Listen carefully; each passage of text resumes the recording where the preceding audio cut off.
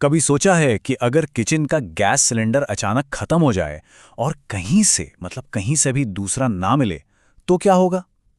आज हम एक ऐसी ही बड़ी दिलचस्प कहानी को समझने वाले हैं जो सुविधा, आत्मनिर्भरता और पड़ोसियों के रिश्ते पर बहुत कुछ सिखाती है। चलिए शुरू करते हैं। अगर इतना ही देसी रहन सहन रखना है तो जाके गांव में बस जाओ ना।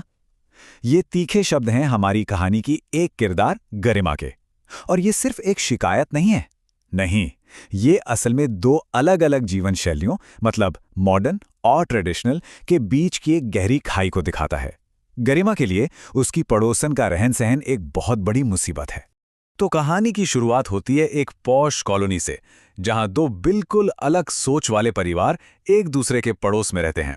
और बस यहीं से सारा तनाव शुरू होता है। यहां पर ना दो दुनियाएं टकरा रही हैं।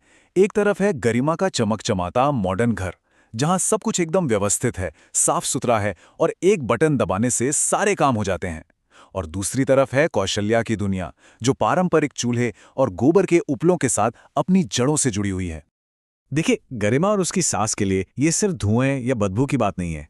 असल में वो कौशल्या की पूरी लाइफस्टाइल को पिछड़ा हुआ मानती हैं, अपनी पॉश कॉलोनी के लिए एक धब्बा। ये सिर्फ शिकायत नहीं है, ये एक तरह का तिरस्कार है, एक जजमेंट है। और फिर कहानी में आता है एक जबरदस्त मोड़। एक ऐसा संकट आता है जो इस मॉडर्न दुनिया को पूरी तरह से हिलाकर रख देता है। और वो संकट क्या है?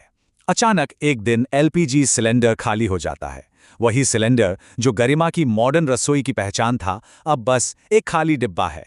गरिमा को एक झटके में एहसास होता है कि उसका पैसा, उसकी पहुंच यहां कुछ काम नहीं आने वाला। गैस एजेंसी वाले सीधे मना कर देते हैं। उसे पता चलता है कि पूरे देश में एलपीजी की कमी है। वो सिस्टम जिस पर उसे इतना भरोसा था, वो पूरी तरह से फेल हो चुका है। तो जब सारे सरकारी रास्ते बंद हो जाते हैं, तब इंसान कहाँ जाता है? अपने दोस्तों के पास, अपने समुदाय के पास, है ना? गरिमा भी यही करती है, ये उम्मीद करते हुए कि उसके मॉडर्न दोस्त उसकी मदद करेंगे। तो गरिमा बड़ी उम्मीद से अपनी दोस्त ममता को फोन करती है। सोचती है कि इस मुश्किल घड़ी में दोस्ती तो काम आते हैं।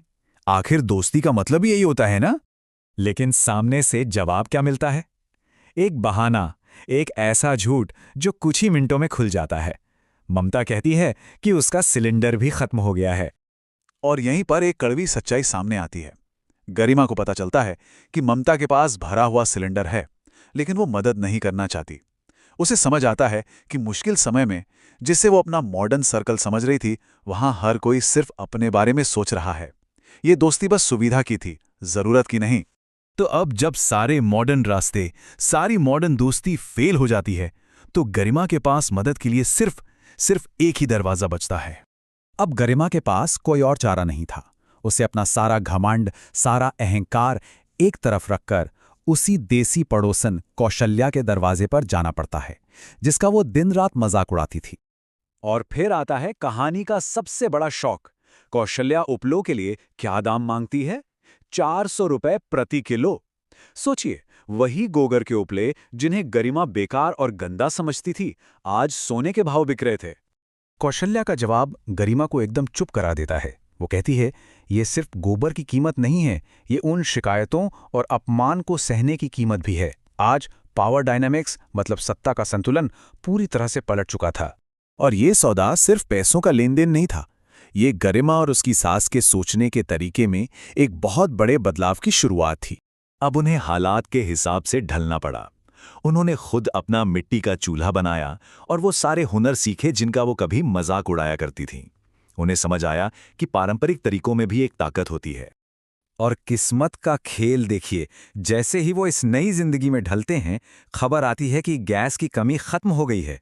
एक पल के लिए लगता है कि उनका सारा महंगा निवेश बेकार हो गया, लेकिन नहीं। अपने नए हुनर को छोड़ने की बजाय वो उसे अपनी जिंदगी का हिस्सा बना लेते हैं। वो एक सस्ती रसोई का कॉन्सेप्ट बनाते हैं। दिन का एक खाना चूल्हे पर पकेगा ताकि गैस सिलेंडर पर पैसे बच सकें। उन्होंने दोनों दुनियाओं की अच्छाइयों को मिला लिया था। और कहानी एक बड़े ही मजेदार मोड़ पर खत्म होती है। अब गरिमा खुद चूल्हा जला रही है और उसकी एक नई पड़ोसन उससे वही शिकायत कर रही है जो वो कभी कौशल्या से करती थी। एक तरह से चक्र पूरा हो गया था, लेकिन इस बार गरिमा के पास एक नया नजरिया था। तो ये कहानी हमें एक बहुत जरूरी सवाल के साथ छोड़ जाती है। सुविधा की असली कीमत क्या है? जब हम पूरी तरह से उन सिस्टम्स पर निर्भर हो जाते हैं जिन्हें हम कंट्रोल नहीं कर सकते, तो हम कौन सी जरूरी हुनर और कौन सी सामुदायिक भावना खो देते हैं? सोचिएगा जरूर।